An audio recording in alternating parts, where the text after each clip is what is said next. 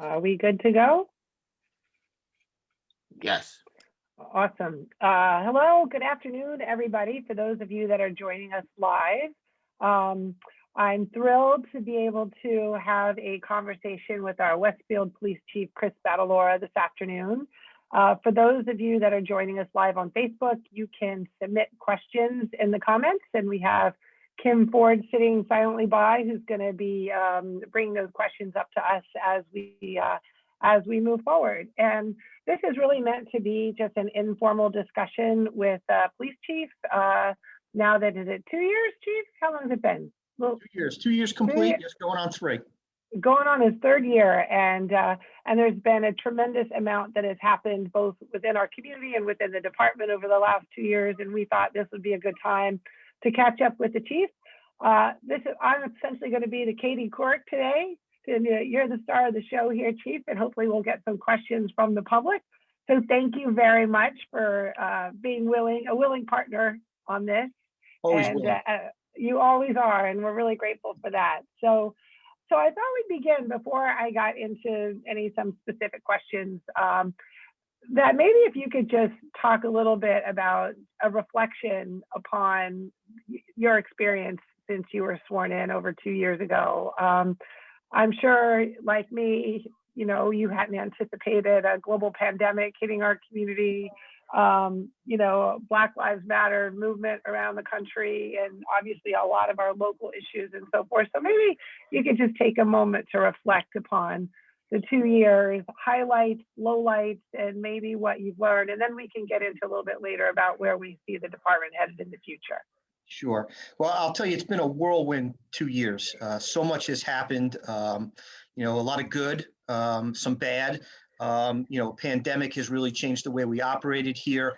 But one thing has remained constant, and that is that the men and women of the Westfield Police Department, we come to work every day. We do our job. We do it to the best of our ability.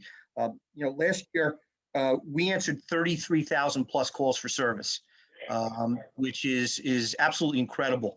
And even in the midst of a global pandemic, to say we're doing over 30,000 calls for service a year. In 2019, we answered 39,000. And actually computing some averages for today, over the last 5 years, we've answered an average of 43,000 calls for service a year. And if you divide that by 365, that's in excess of 118 calls for service a day. So we are busy. We are very busy. And nothing has changed there with regards to our workload. We're still seeing a tremendous amount of calls for service. People need us. They're not hesitant to call us.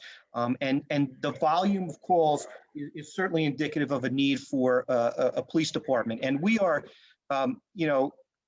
we're not just a law enforcement agency. We are more of a public safety and a public service agency. And so much of what we do has nothing to do with enforcing the law. And I think it's important for people to know that. When someone doesn't know who to call, they call us. And if we can't handle the problem, we direct them accordingly. So much of what we do has nothing at all to do with law enforcement, but it's much more public safety and much more public service oriented. And that's precisely where this department needs to be going. We were able to create a Juvenile and Community Policing Bureau within the past year. We put one of our most experienced sergeants in charge of it, and she's doing an absolutely wonderful job, Sergeant Maloney. Really in reaching out and building relationships with the community. She's the perfect person for it. Her, Detective Savnik, our 3 SROs, they're doing great things. Unfortunately, the pandemic has put so much of a damper on things that we want to do, our ability to get out in the public and to meet and interact with them. But some highs, and lows at the same time. Tamaqua School, the incident that we had there. Can't say enough about the officers and their actions there. I have no doubt that their professionalism averted tragedy there. You can never convince me otherwise that something bad was not about to happen there.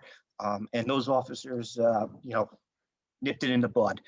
So that's a high for me. It's also a tremendous low to know that something like that can happen right here in Westfield. We are not immune to the problems of the world and the problems of this country. Our car theft problem persists no matter what we do. I'm really hoping for some more widespread compliance with our residents here in locking up their cars at night. But hold that thought for a minute, because we're going to spend a little bit more time on the car theft issue in a minute. But, I will tell you, during the pandemic, our officers have done some absolutely wonderful things. I just spoke with our Juvenile Bureau, and we're making arrangements to transport more people for their vaccination shots. And we will take you anywhere, anytime, if you don't have any other alternative. So, we during the early part of the pandemic, we did shopping for people. And in some instances, we even paid for their groceries to provide them short-term assistance. And working with our chaplain, who's big with the food pantry, getting those residents that needed long-term assistance set up with the food pantry. So, I really, our guys they didn't hide during this pandemic. They were out front and center, doing their job as they always have. So Chief, talk about when you started, you talked about this commitment to community policing. Talk about what that meant to you, what you inherited, and what that required for you to do in the department to orient itself, if you will, towards more community policing. And what was different about how they operated versus how they were operating previously? Well, I think we became very detached from the community, and kind of isolated ourselves. It really required a change of philosophy here, and letting people know that, we are here and we are part of the community. We are not here as an oppressive force. We are part of the community. And this really goes back to some very basic policing principles. I mean, Sir Robert Peel in the 1800s, the police are the citizens and the citizens are the police. You're really going back to some very basic policing principles that we've gotten away from over the years. And a lot of that has to do with communication. We did not communicate enough with the public about what was going on in their neighborhoods, in their town.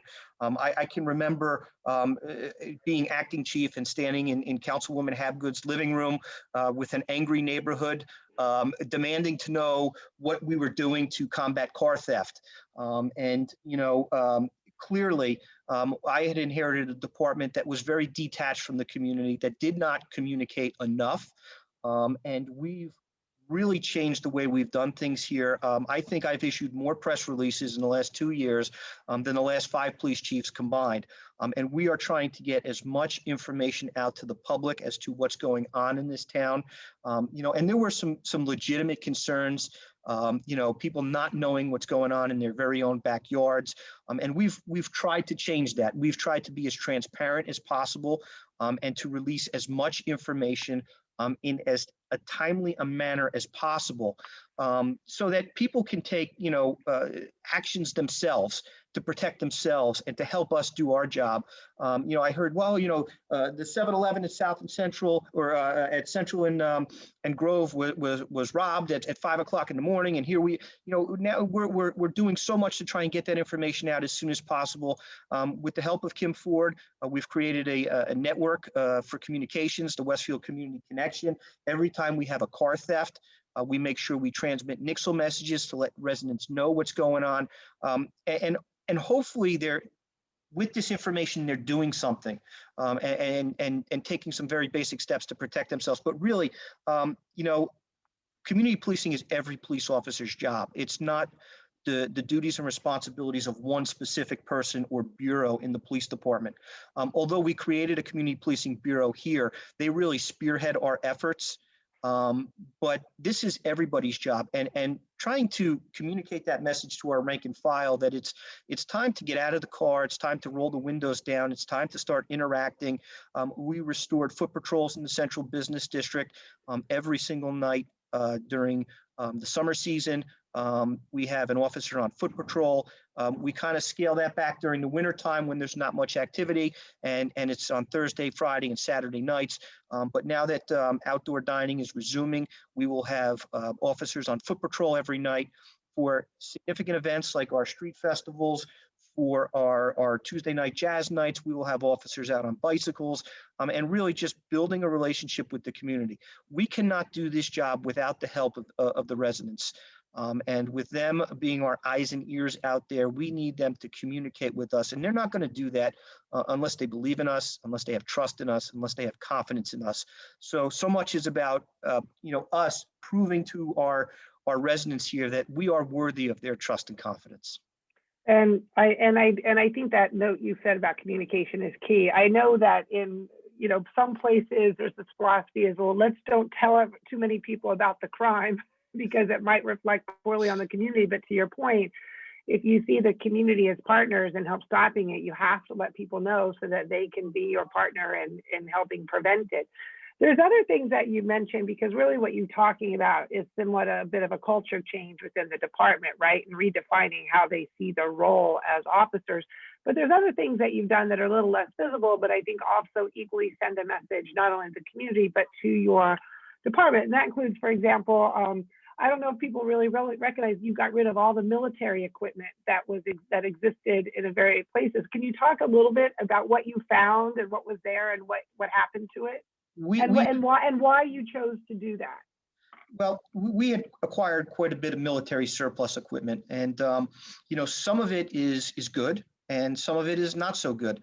The military, rather than disposing of a lot of this equipment when they no longer have a useful purpose for it, they've made it available to law enforcement agencies. And military installations are much like municipalities. They have fire departments, they have police departments, they have, like public works departments, and so much can be acquired through there. We acquired, among some of the equipment, forklifts that we use to move our concrete barriers around.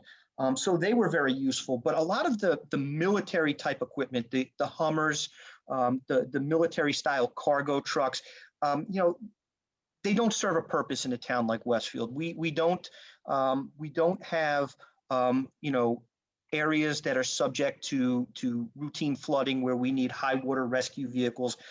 They're a tremendous burden on us to maintain. And there really wasn't a need for a lot of that. Some of the equipment we acquired, yes, it had a very legitimate purpose, and we use it on an almost everyday basis. Like I said, the forklifts, our conservation center. If you've seen how Public Works has transformed that, a lot of that land was developed with a bulldozer acquired through the military surplus program. So there was a lot of equipment that we were able to acquire at no expense to the town. But there was also a lot of equipment that had an expense to the town, and maintaining it and keeping it ready for use when there really were no uses. In the 2.5 years that I've been chief, we have not had a need to put any of that equipment out. So it didn't make sense to maintain it. It really and the good news is, so you have a really great relationship, I know, with Greg O'Neill of Public Works, and so you were able to dispose of that, and now it's been part of the transformation of the conservation center too, right? That space has been reclaimed for much better use. I will tell you, some of the equipment is categorized such that it must be returned to the military, but some of it we outright owned, and we were able to dispose of it through the sale of that equipment, and we generated almost $100,000 in income for the town by selling equipment that we didn't have a use for. But a lot of it was an eyesore, and we are down to 3 pieces left to return. We're just waiting for return authorization. COVID has shut down the Defense Logistics Agency at many drop-off points, and we haven't been able to get those remaining 3 pieces back. But whatever you see that we have has a use, and it is used on a regular basis, a lot of it by Public Works.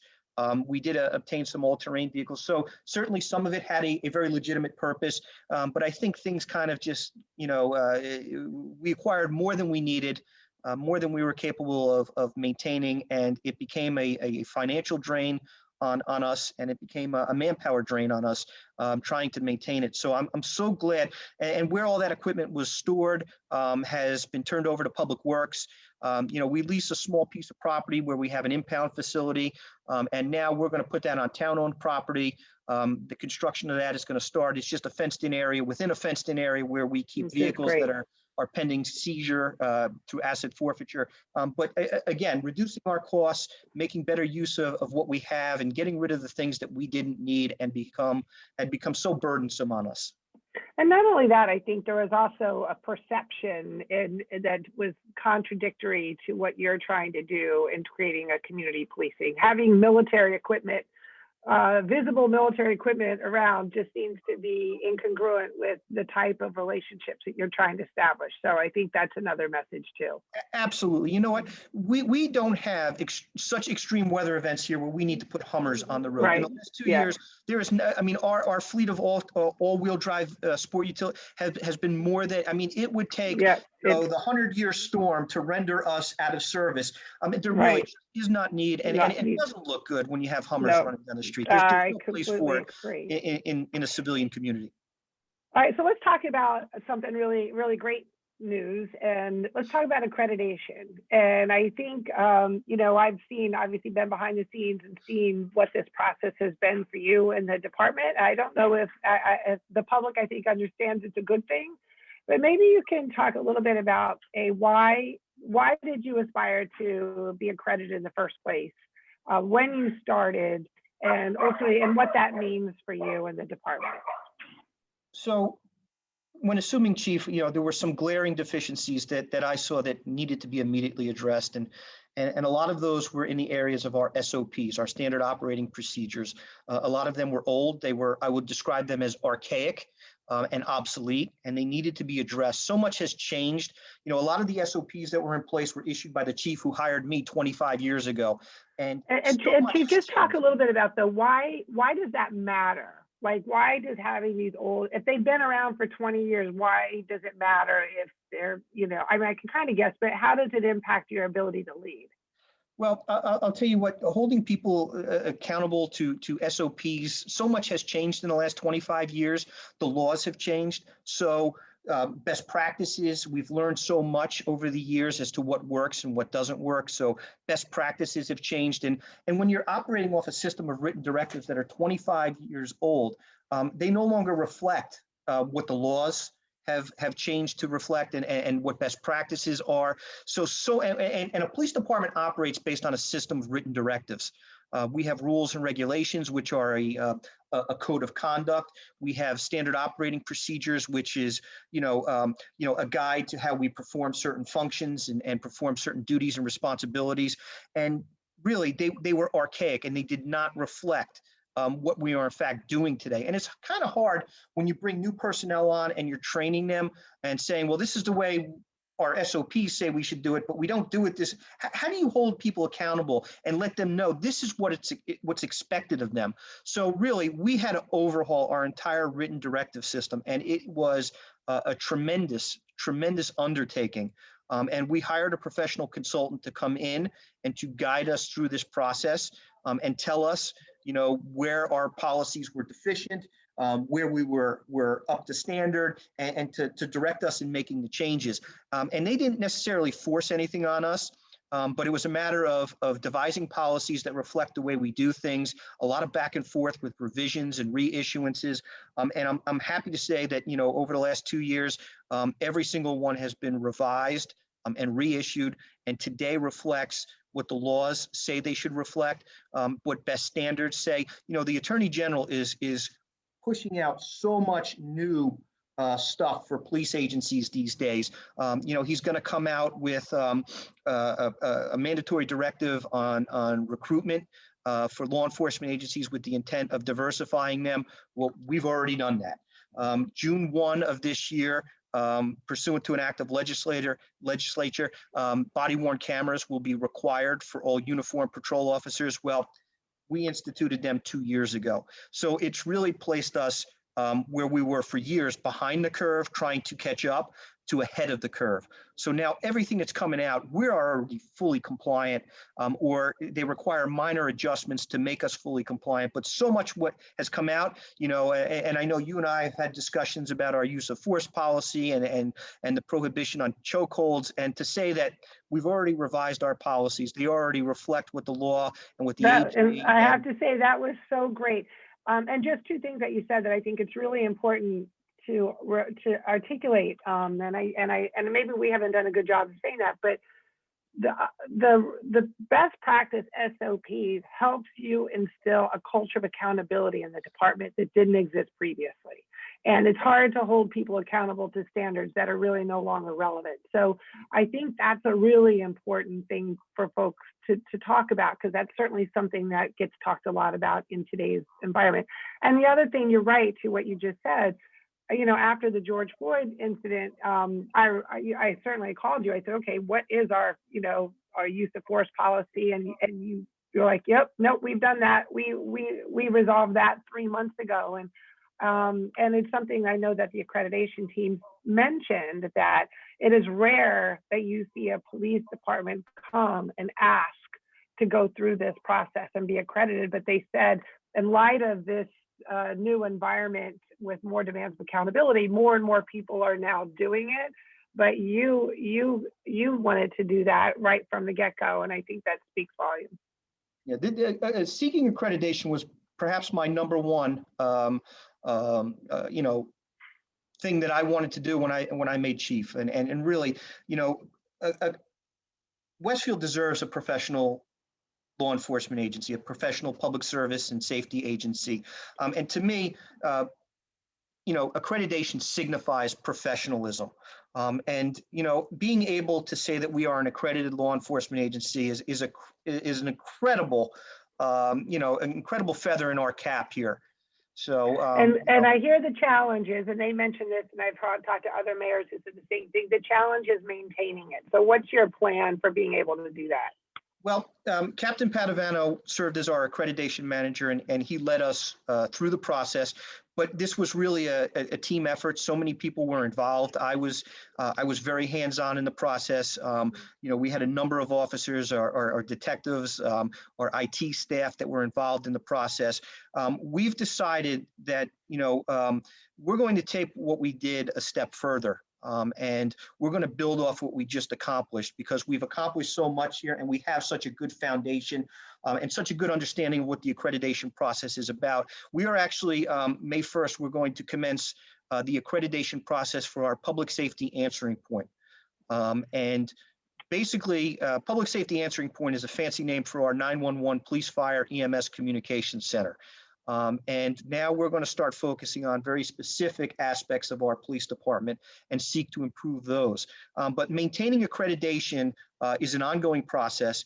And, the people that we are going to prepare to lead us through accreditation, reaccreditation in 3 years, are going to be the ones that are going to lead us through this process of seeking accreditation for our 911 center. And accreditation really starts with a complete self-assessment. And I'm looking very forward to having our professional consultant come in, sitting down with them and doing a complete assessment of our 911 center. I think it's probably one of the biggest areas of liability for us. I think we're doing a fantastic job in the communications center. Our dispatchers are absolutely fantastic. They are some of the hardest working employees of the police department. They have one of the most difficult jobs in the police department. And I'm very curious to see where we stand as far as best practices in the communications center. So we're going to use the process of achieving accreditation center. And I would add that there's only one law enforcement agency in the state of New Jersey that presently has an accredited law enforcement public safety answering point. That's Secaucus. There are about 6 others that are in the process. And we're going to start that process. And we're going to use this kind of as a means to train our personnel that will take over the accreditation process going forward. As a learning experience for them as to what is involved in providing. It's one thing to say you're going to do these things. It's another thing to prove it. And a lot of the accreditation process is providing constant proofs that you're meeting your accreditation standards. So by seeking accreditation for our 911 center, we're going to prepare the next leaders of this department that are going to take us through the reaccreditation process in 3 years. But this will be an ongoing process, maintaining it. But achieving it was the first milestone. Maintaining it's going to be the next one. Absolutely. So you've achieved accreditation. Now you're going for the 911. So those were you tackled the big things. So now where do you see the next opportunities for growth and progress? And if you could look at the department in 3 to 5 years, what still needs to happen to get it to a place where you think, it's where you want it to be? Well, I'll tell you, so much of the accreditation process is adopting plans for the future, with recruitment. I know we need to diversify. We're too much of a white male dominated police force. And accreditation made us take a real good look at our makeup here, and where we need to place greater emphasis. So like I said, we came up with a recruitment plan, and right now we anticipate the need to hire officers at some point later this year. And we're going to make a very conscious effort to get out into the community, to reach out to various ethnic organizations, and to find qualified candidates and to recruit them to be police officers here in Westfield. So a lot of it is, we've put these SOPs in place, but now it's carrying them out. One of the things that I stressed in our meeting with the assessors is that in the past, there has been so much of a lack of planning for and by the police department. It seems like we always just come to work and we put fires out, but there's been no planning for the future. And what I would like to do is develop a strategic plan for this police department and have, some measurable objectives, both in the short term, the midterm, and the long term. Upgrading our fleet has been something that we've been able to do over the last 2 years. We've got a new fleet of vehicles that we rolled out that include hybrids that are going to be more cost efficient. As a matter of fact, they've been in service about 3 months already. The cars that you see on construction sites are paid for by the entities that are working at those locations. We draw an income from them, and what we're trying to do is reduce our operating expenses by putting hybrids into service that idle off electric motors that are friendly to the environment, and reduce our operating costs. Those cars just went for their first quarter service, and the mechanic told me they required 0 maintenance. Wow. And required only washer fluid. And that's what we've seen with our other hybrids, but now we're looking to expand that. And we have about 8 hybrids in service right now. Awesome. But a lot of the cars that we were using were 13, 14, 15 years old. They were burning fuel like you couldn't believe. They required a lot in repairs. So we're looking to now start performing our duties and responsibilities, but performing them in a financially prudent manner that takes the environment into consideration and the taxpayer into consideration. And I am convinced that we are going to save tremendous monies just by upgrading our fleet. So that's been that's not something that we would have been able to do without the support of our mayor and our council and our town administrator. We asked for 10 cars last year. We looked at purchasing alternatives. We leased them as opposed to buying them outright. Substantial upfront costs, reduction in upfront costs. And we're not going to keep these cars much longer than 5 years, because then they come off their warranty. But we're researching so many ways to be more cost effective here. I love it. All right. So on the subject of cars, let's move to the hot topic of the day. And I know you're smiling now, but we talk about this all the time. Okay, car theft. And I'll just put it right out there. No one is more frustrated about what's happening with car theft. Certainly, I'm probably second only to you. And I'll just say this, and I would actually solicit input from the public about what more we could be doing. I understand it's demoralizing to the department. I understand it endangers the lives of our officers. And I understand it's also costing taxpayer dollars, because we are using the resources of our department to track down cars that mostly get recovered when they could be doing things that could be better supporting public safety. So I'm just going to put that out there, and the ongoing frustration that we have about the lack of compliance. I understand it's a habit, it needs to change, but I actually think maybe what you could provide is a little bit more context. You have some stories that you tell, but I think if people hear some of these stories about what's going on, they might say, "Oh my gosh, it's crazy." And I know you're laughing, but I'm at a loss for what else we could be doing, and I'm sure you are too, without public support.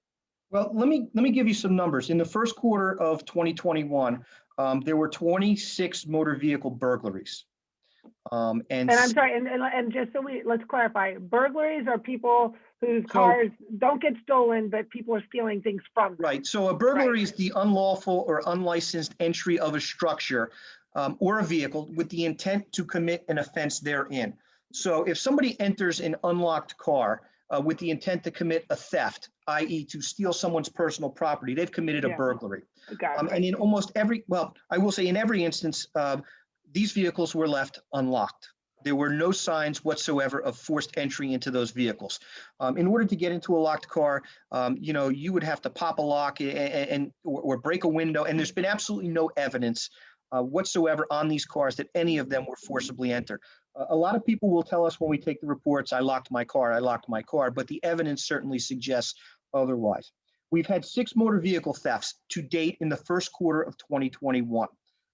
And in all 6 instances, those cars were left unlocked with a key or key fob in them at the time of their theft. All 6 have been recovered. Most of them were stolen out of the Ward 1 of town, which is the northwest quadrant of town. Streets like Barchester. Side Avenue. A lot of them come out of the Indian Forest section of town. Dudley, you talk about stories over the last 2 or 3 years or so. We've had residents who have had the same car stolen on more than one occasion. It's been recovered and returned to them, and it's been stolen again. When you go unlocked both times with key fobs in them. Same circumstances. We had one resident who had more than one car stolen on the same night. We had a particular instance where a car was stolen. It went to Newark. It was involved in a robbery. On the way back to Westfield, it crashed. The person who stole that car fled the scene of the crash in Mountainside, went back to the house where he stole the car and stole another one from the same location. As I publicized recently in a press release, we had one car that was stolen. It was recovered in Newark. We have a detective who is assigned full-time to the New Jersey State Police. He works with their Motor Vehicle Crimes North unit. His job is to recover our stolen cars. His whole job Yes. is to do that. Yes. And our taxpayers are paying for that. Yes. Yes. Mm-hmm. So he was assigned to the state police, and he works out of Newark for the sole and explicit purpose of investigating Westfield automobile thefts and recovering those cars. We had a car stolen recently. It was a BMW X5. It was stolen. It was left unlocked. The key fob was in it. Our detectives immediately reach out to him, and he commences the process of tracking these vehicles. Searching for suspects and trying to locate them and make arrests with regards to them. So much has changed. While we don't necessarily catch people in the act and we can't charge them with the actual theft itself, we can arrest people who are in possession of these stolen cars and charge them with receiving stolen property. He's been able to recover just about all of our vehicles, but the BMW X5, these detectives from the state police, including our detective, they closed in on this vehicle in a driveway in Irvington. When they went to arrest the occupants, a very intense foot chase ensued. They recovered a handgun in the car, another one that was discarded during the foot chase. Unbeknownst to the state police detectives and our detectives, this car and the occupants of that vehicle had just been involved in a homicide in Newark. And had just fled the scene and were returning to their base of operations, whatever you want to call it. So these officers are putting themselves at tremendous risk, and that was completely unknown to them. Detective Worsbicky, who's been assigned to the state police, has been banged up on more than one occasion. Has sustained injuries in these arrests and foot chases, it's something that. I think we contribute to this problem. We live in a very safe town. Property crime has always been a problem in Westfield. It's just that years ago, it used to be residential burglaries. We used to see people breaking into homes and ransacking bedrooms.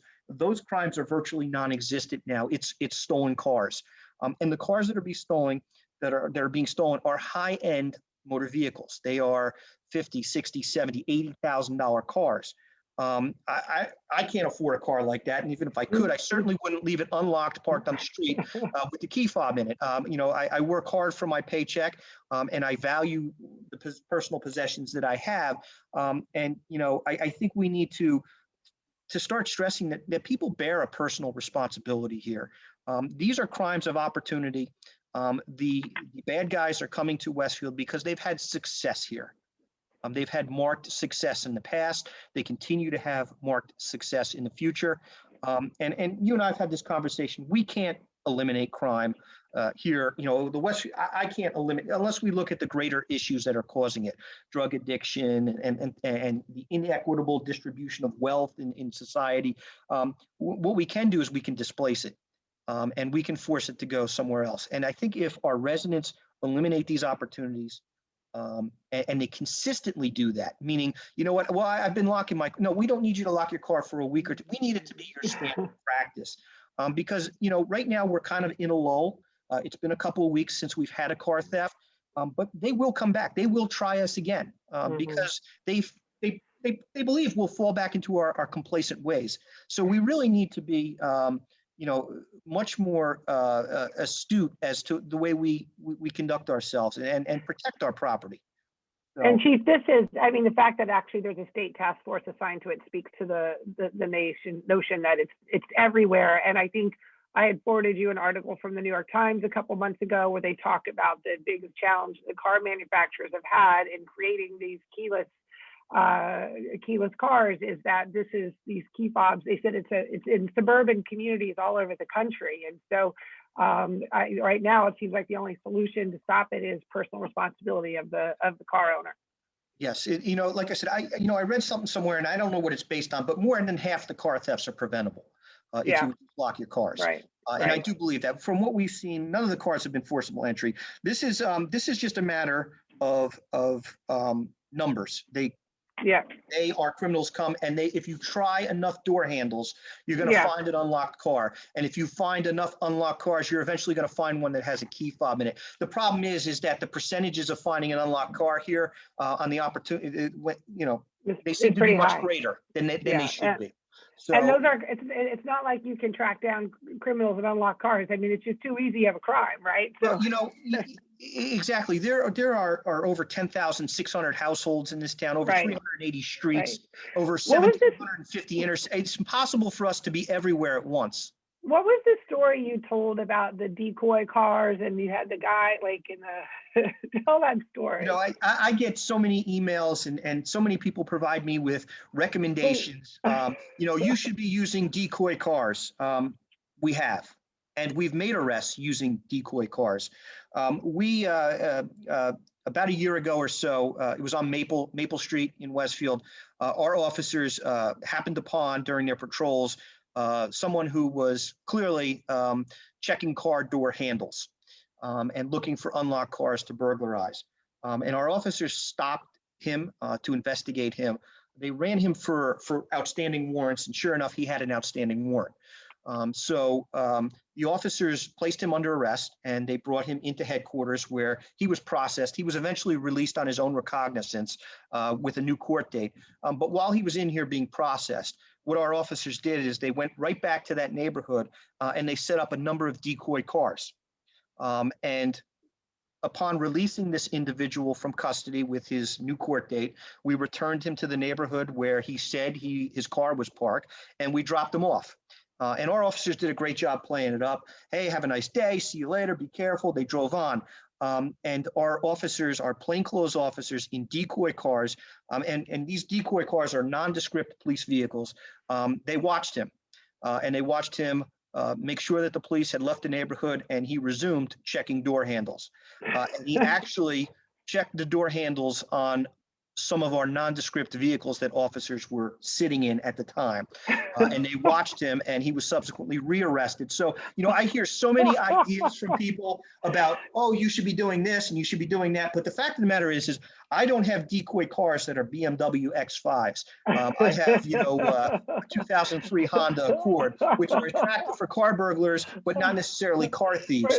If anybody wants to volunteer their $100,000 car and let us use it as a decoy car, we can talk. Yeah, that's all. It's ridiculous. We do everything we can with the resources and the assets that we have, and nobody has presented an idea to me that we are not already employing in some fashion. Yeah, I can relate to that. But anyway, I thought that was quite an amusing story. Okay, so I have a couple more topics I want to cover, and then we'll see if there's any questions. You had mentioned the Juvenile Bureau. Talk about that, and in particular, especially in light of the warmer weather and what we expect to see. You know, Mindawaskan has become this ongoing gathering place for teens. It became quite an issue last year, and then I expect this year our downtown is going to be even more attractive to folks. So what's the plan for using the Juvenile Bureau to help, and what solutions do we have to solve, you know, these kind of massive disruptive gatherings, I might add? Well, I'll tell you, the gatherings are not new to Westfield. I was part of those gatherings 35 years ago when I was in high school. It was the thing to do on a Friday, Saturday night. We're going to go hang out in downtown Westfield, and my daughter does it now too. So she's among them. You know, and now with the weather breaking, we're starting to see the crowds again in downtown Westfield, and they'll get even larger as the weather gets nicer and the outdoor dining returns. But what we've seen them is start branching out into Mindawaskan Park. And with it comes the noise, the disturbing the peace complaints, the littering, the damage to the playground equipment. And they've really become a quality of life issue for residents in the immediate area of Mindawaskan Park. You know, we employed some short-term measures last year. I think they like it because the playground is so dark. We lit it up with spotlights, and it's the last thing I want to do in that neighborhood because you're so close to houses and the noise of the generators and the lights, there is spillover. But from a short-term perspective, we needed to do something. You know, our Juvenile Bureau has attacked this problem. As a matter of fact, Sergeant Maloney even changed her work hours and was present on Thursday, Friday, and Saturday nights through hours of darkness and spent a lot of time out there. We've had plainclothes officers in the park observing what's going on. I don't know what the attraction is with Mindawaskan Park, but our juveniles love it.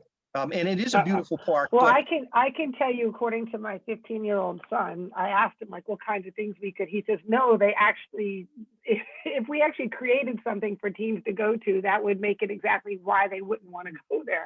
It's the fact that it's dark and not allowed is a big part of the attraction. So just as an aside, we are looking to put a fence around the playground. It's not going to be the kind that, you know, you can't scale. It's meant for protecting and securing the small kids that are there in the playground.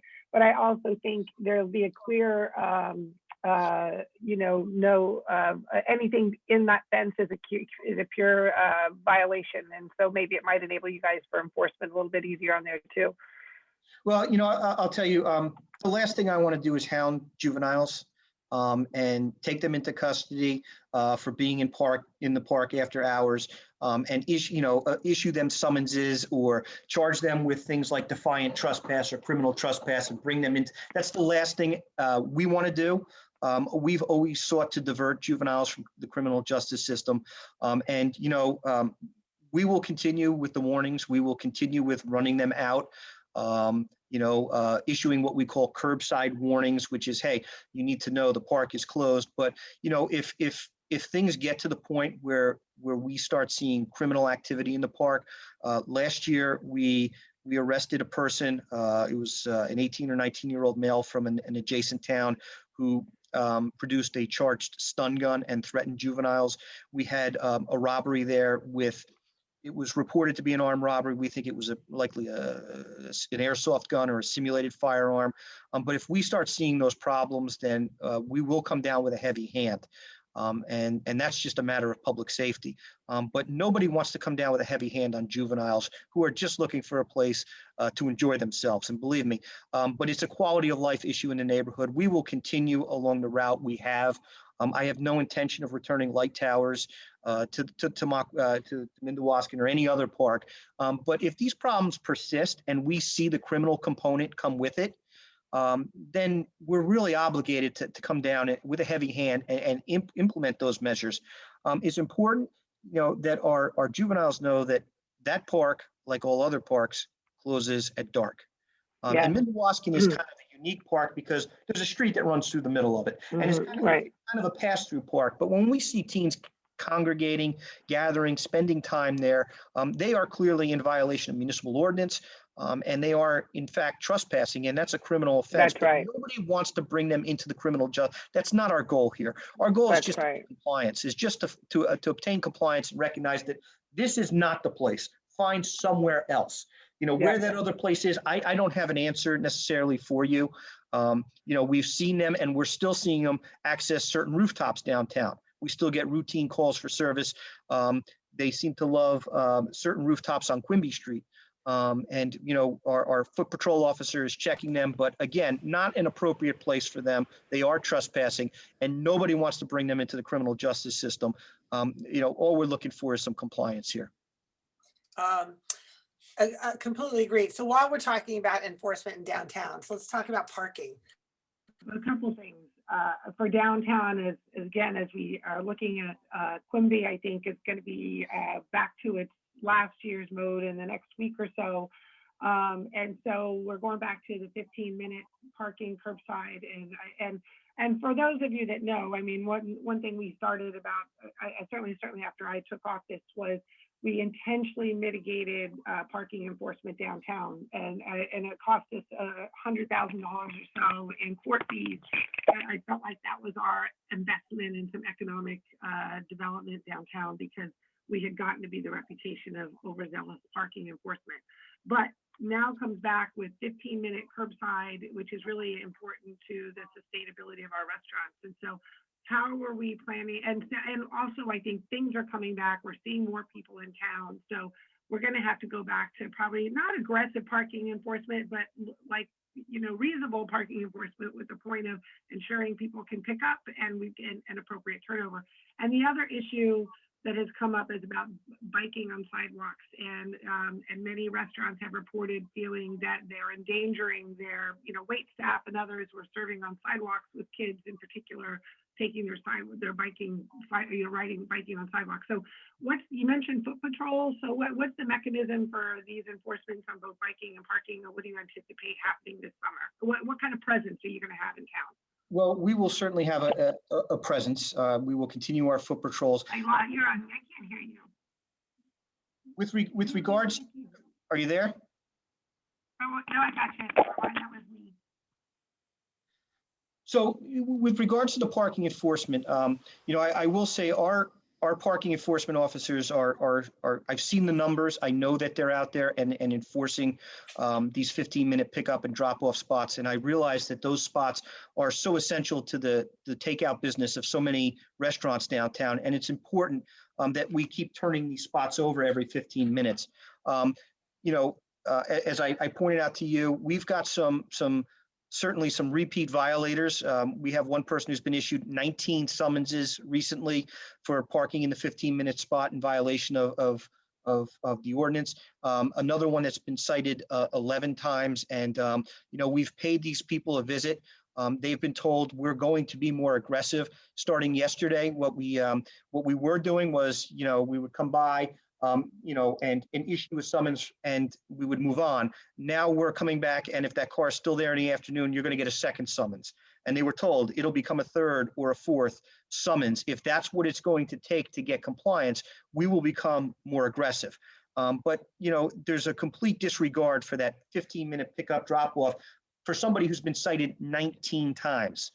The same car, and we're able to tell it's the same car because it's the same license plate, and we don't need to mention names, but a lot of them are employees and business owners. Right. The very people that are complaining that the inability for people to pick up and drop off at their restaurants the spots are occupied by either themselves or their employees. Right. So there needs to be a certain self-policing here. I can't have somebody spend their entire time enforcing 8 parking spots on Quimby Street because the technology we used back in the day, we used to mark them with chalk and come back. Now it's much more sophisticated. We photograph the vehicle with an iPad and we put GPS coordinates on it. And by the time we go around the block, it's very labor intensive enforcing where you have a 2-hour or 15-minute restriction. So it's usually about an hour before we get back to the car. And again, it's labor intensive. Our parking enforcement officers are I don't want to say they're overworked, but they have a lot of responsibility, a lot of ground to cover. Yeah, And not only do they just do parking enforcement, but meter maintenance, they empty the that's meters, right. they do bank deposits, they're constantly responding to complaints. So it's impossible for me to say I can have one person dedicated to Quimby Street at all times.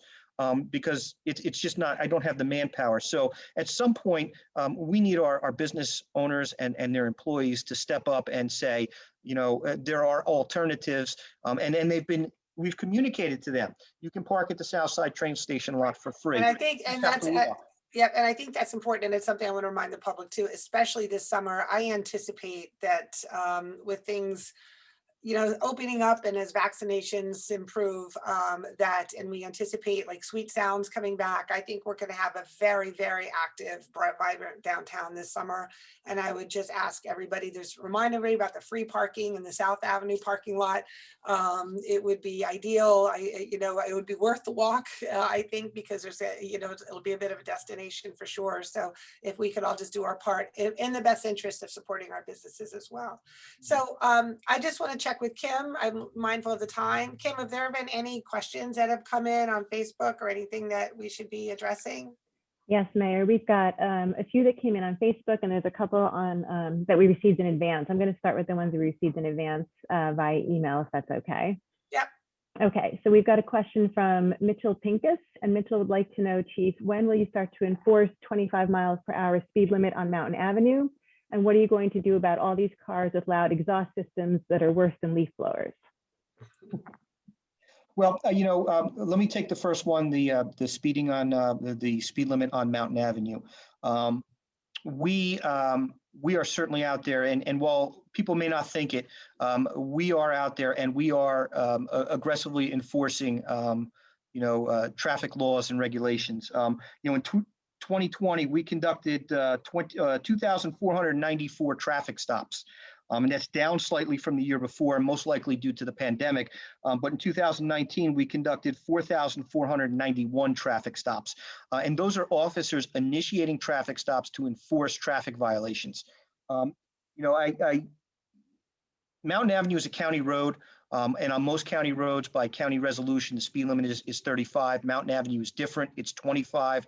The median traffic is probably traveling at 35. This is, the first recent complaint I've heard about speeding on Mountain Avenue. We will refer that to our traffic bureau. We have a traffic safety bureau that will set up some equipment out there that will monitor, count vehicles, and register their speeds. And we'll see where we stand with regards to what the speeding problem is there.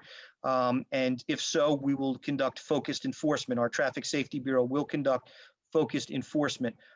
We have an officer assigned to the Traffic Safety Bureau. His sole job is to focus on these areas. So when we receive complaints, we do our research. We determine the best times of day to go out there and to set up. And then our officer in the Traffic Bureau, Officer Lafredo, will go out there in his nondescript police vehicle and conduct traffic enforcement. So we will look at Mountain Avenue. Mountain Avenue is a very heavily traveled street. It is a county road. I have no doubt that the cars are traveling at a speed greater than 25. We'll see how much greater and what we can do with regards to that enforcement. But any indication that we're not out there enforcing, traffic violations, I don't have the statistical data in front of me on the number of summonses we've issued last year. But in 2018, we conducted over 7,000 traffic stops. So those numbers are very indicative that our officers are out there. They are stopping cars and they are enforcing traffic violations. But we will take a look at Mountain Avenue. I will refer that to Sergeant Ostrander in our Traffic Bureau and our Public Safety Committee as well. And we will see where we stand there and what we can do to address that. The second part of that question, can you repeat that, Kim? Exhaust. It was about exhaust, cars with loud exhaust. So cars with loud exhaust, Yep. loud mufflers that is certainly certainly a violation of Title 39, which is motor vehicle, and I think it's 39,376. Again, the statistics show that our officers are out there, and I do know a large number of these traffic stops are for equipment violations, because I listened to the radio. A large number of these cars are being stopped, not for moving violations, but rather equipment violations. Unauthorized equipment on your vehicle, tinted windows, improper display of license plates, loud mufflers. So, if there's a specific complaint with regards to a car that is regularly traveling through a neighborhood, we can try and target that. But again, it's very difficult for, I can't tell you how many times I'm out with my wife and kids and I get cut off, or I see, and I'm like, why doesn't this happen when I'm working? Where I can immediately stop a car and have a car come down and write a summons. It's like, it's a matter of where our officers are, what they observe, and what they can enforce when they do make those observations. But again, the numbers, over 7,000 traffic stops in 2018, over almost 5,000 in 2019, and 2,500 in 2020 tells me our officers are out there and they're stopping a heck of a lot of cars. And most of them are for equipment violations. It amazes me how many, tinted windows, improper people, they get summonses, and yet they don't fix these violations anyway. A lot of them are repeat offenders. We can only do so much out there. The numbers suggest to me that we are, in fact, very active when it comes to traffic enforcement. And I do listen, and I can tell you a large number of those traffic stops are for equipment violations. So what else you got, Kim? Okay, we have a question from Liz Fennick. Liz is asking, could you please address the issue of people walking in the middle of the road and not on the sidewalks, and they don't move when you're driving down the road? I'm very concerned that someone is going to get hurt. Please remind people to use the sidewalks, and thank you for doing a great job. Well, thank you. Thank you for the compliment at the end, Liz. I will tell you, it's kind of ironic to get this complaint.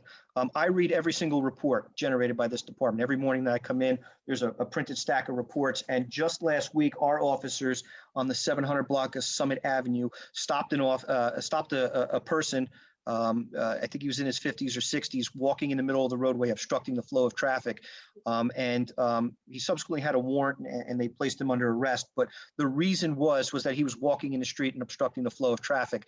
And he was, from reading the report, was upset with the fact that he tried crossing in the middle of the block and nobody would give him the right of way. Well, he should have been crossing at a crosswalk at a corner. But yeah, these are things that are occurring. When they occur in the presence of our officers, as I can see by the report last week, they're taking appropriate action. But again, I wish there was an officer there to observe that. But these are certainly the types of things our officers are out there addressing, and it's been evidenced just by the report I read last week. He was upset that he wasn't being given the right of way to cross in the middle of the block. And people, you're right, though, people have to take personal responsibility for it too. My pet peeve is that the cars that don't stop. I took my dogs for a walk this morning. I think I stood at the crosswalk in front of Town Hall. I don't know. I watched 8 cars flying by there when there was obvious me and someone else were trying to cross. It makes me insane. So, well, I will tell you, we have officers trained. Lieutenant McGurlin usually leads a team of officers, and he wants to in doing pedestrian decoy enforcement measures in our downtown area, where we will put officers out in plain clothes and have officers set up at either end of the block to stop cars that are failing to yield to pedestrians. And with the weather getting better, with more pedestrians being downtown, you will see that activity. I would strongly encourage that, because. And I will tell you, all of our pedestrian decoy enforcement details have been very successful in stopping and citing violators. Great, fantastic. What else you got, Kim? Okay, I have a question from Joanne Nayland. Joanne says, thank you for hosting this important forum. There is a trend of crime statistics on the rise, up more than 24% from 2019 total personal and property crimes here in Westfield. How is the town addressing this alarming trend? So I don't have specific numbers on the percentage increases. Westfield is and always has been, in my 25 years of law enforcement experience here, very attractive location for property crime. We've seen it change from residential burglaries to now the theft of automobiles and burglaries to automobiles. I can tell you this department is devoting all of its investigative resources towards combating these property crimes. And the vast majority of them are motor vehicle burglaries, thefts from motor vehicles, and motor vehicle thefts outright. If I had more resources, I would throw more resources at the problem. We're very successful in making arrests. If you look at the town's website, every time we make significant arrests with regards to motor vehicle thefts, motor vehicle burglaries, we advertise that, and that's to let people know that this is an ongoing problem, and it's also to promote the work of our detectives and our patrol officers. They are out there making arrests, and I think it's important for us to highlight their work and let them know that the police department is here, and we are very much attacking this problem, and we're having marked success. And that is not going to change. The intelligence that our officers develop and they share with other law enforcement agencies, suspects are identified very quickly, and they're charged and arrested very quickly. We've had tremendous success there. But again, how are we going to eliminate the outright problem here? It's a matter of displacing it. And what we need to do is eliminate the opportunities. And that goes back to. And to your point about resources, if we as a community could be more consistent in ensuring our own security through our own personal actions, the resources that you're currently dedicating to car thefts and things could be allocated towards more proactive measures on other things that are important, I would imagine. Yes, but I don't want anyone to think that it's status quo here and that we've changed our patrol deployments. We've refocused areas of town that need greater patrols. We have officers out there in plainclothes driving unmarked and nondescript police vehicles. We've even had officers out there at night on bicycles and on foot, patrolling, some of the areas that are commonly targeted. And believe me, I'd like to share all our secrets with you, but I don't want to let the bad guys know all of our secrets. But we are devoting a tremendous amount of resources. We give our patrol lieutenants tremendous latitude here to develop strategies to attack this problem. And it's funny because you focus on the neighborhoods that you think are going to be hit one night, and it's the lower end of Lambert's Mill that gets hit. So, it tells me that there's a lot of opportunity in this town. And I think, again, we need the cooperation of our residents to eliminate that opportunity. We will displace the problem. We can displace it. We can make it somebody else's problem. I've looked at our numbers. And they're very comparable to the city of Summit. So city of Summit is not much different than Westfield as far as the number of car thefts that they've had. This is a suburban New Jersey problem. And I don't see it going away anytime soon unless we all work together. And there's no doubt in my mind that we can displace it. We can force our problem here in Westfield and make it Scotch Plains or Mountains and make it somebody else's problem. But it's going to require some steadfast commitment to some basic safety and security principles like locking your cars, removing your valuables, and keeping, reporting suspicious activity. We've been very fortunate. Last week's we arrested 2 juveniles for car burglaries and a third for a possession of a drug, a controlled dangerous substance. They were burglarizing cars. We had about 10 or 12 cars burglarized on the lower end of Lambert's Mill Road, and it was an alert resident of town, I think either on his way to or from Tamonquist Park, who called us and directed us down there, and we were able to that's the kind of activity that the support that we need from our residents, is that when they see suspicious persons, suspicious activity, they report it so we can focus our patrols accordingly.